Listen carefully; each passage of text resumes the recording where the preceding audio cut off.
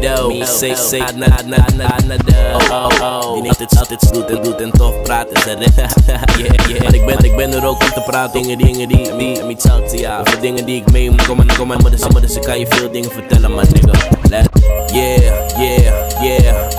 What's up? Nak, it's me though.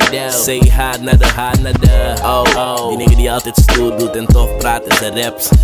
Yeah, maar ik ben er ook om te praten over dingen die ik zie. En me talk to ya. Over dingen die ik meemaak. Ik kom aan de bel, maar dus ik kan je veel dingen vertellen, man, nigga.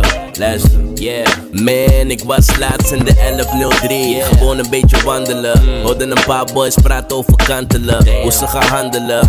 Goon dit, goon dat. Dacht bij mezelf, doe een beetje vermannende.